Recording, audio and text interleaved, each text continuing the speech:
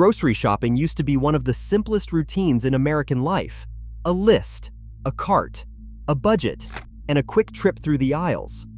But today, something that once felt ordinary now feels stressful. Many Americans walk into stores and walk out with bags that look smaller and receipts that look longer. Even basic foods like eggs, bread, milk, or chicken come with price tags that shock working-class families. The total bill rises, but the amount of food in the cart does not. And for millions of people, this is not a temporary problem. It is becoming the new normal. Across the country, families are doing everything right, working full-time, cutting back on extras, cooking at home, searching for discounts. Yet grocery bills keep climbing faster than paychecks. This growing gap has created one of the biggest financial pressures on American households today. The working class is not imagining the struggle, they are living it. The price of food has risen far faster than wages, and the blame does not fall only on inflation. A large part of the problem lies in the choices big corporations are making behind the scenes. Grocery prices haven't increased a little, they have increased at some of the highest rates in modern history. Over the past few years, food inflation hit levels not seen since the 1970s. Items that were once $2 or $3 now cost $6, $8, or even $10. A family that once filled a shopping cart for $100 now struggles to fill it for $200. Many parents are skipping meals so their kids can eat more. Seniors on fixed incomes stretch every dollar.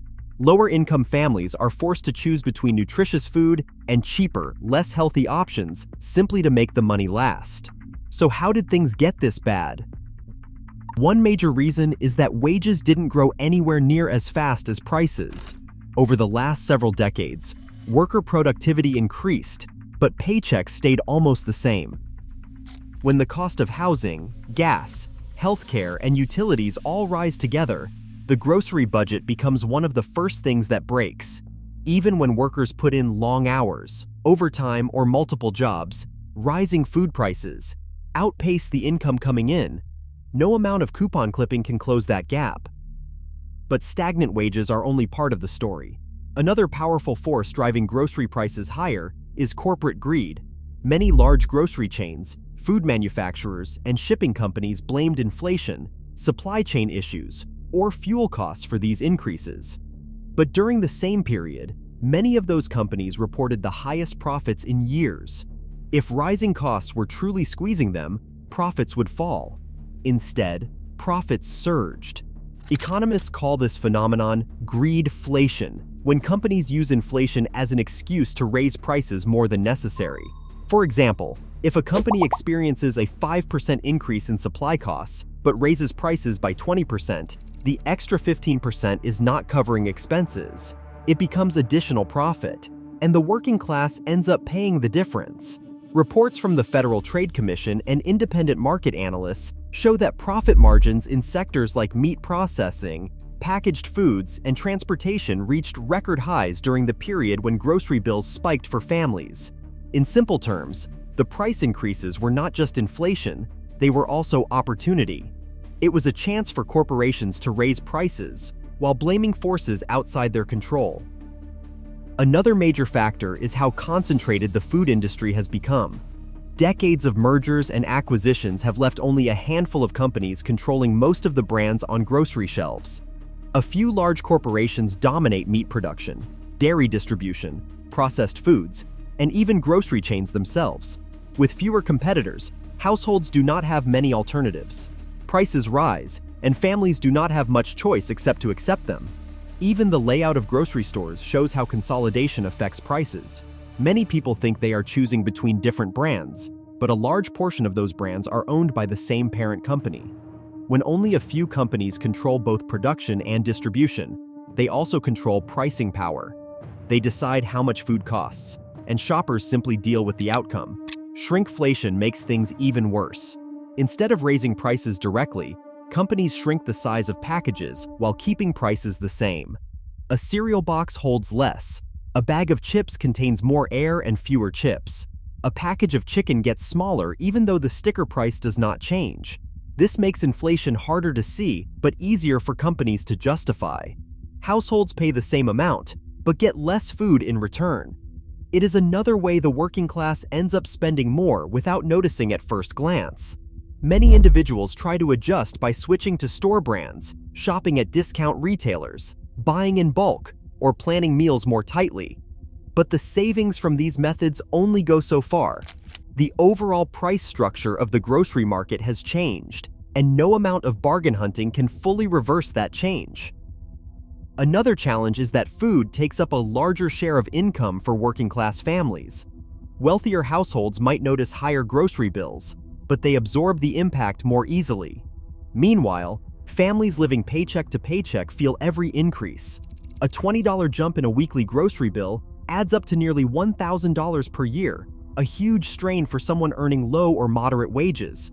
And for those with kids, rising food costs hit even harder. The issue also deepens when looking at where people live. In rural areas, fewer grocery stores often means higher prices due to transportation costs.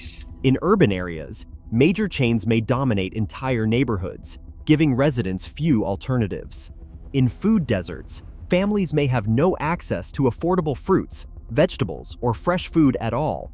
They rely on convenience stores or fast food restaurants, which makes healthy eating even more difficult.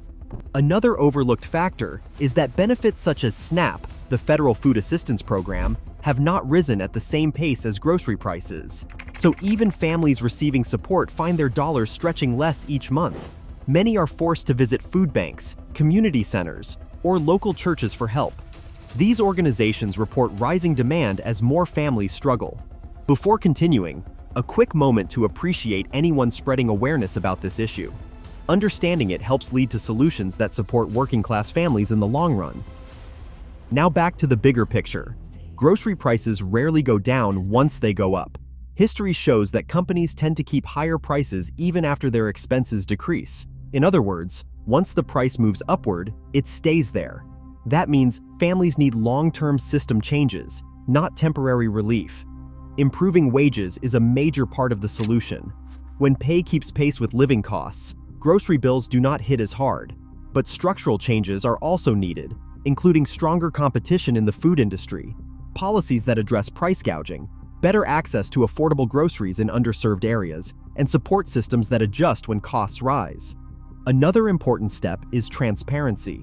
If consumers could see exactly how much of their grocery bill goes to actual costs versus profit, pressure would build for fairer pricing. Some countries already require this level of transparency. The United States does not. The rise in grocery prices is not the result of one issue. It is the combination of several problems all happening at once: stagnant wages, high corporate profits, industry consolidation, inflation, shrinkflation, and uneven access to affordable food. Working-class families feel the weight of all these factors combined. To summarize, grocery prices have surged faster than worker pay. Many companies raised prices beyond what was needed to cover costs.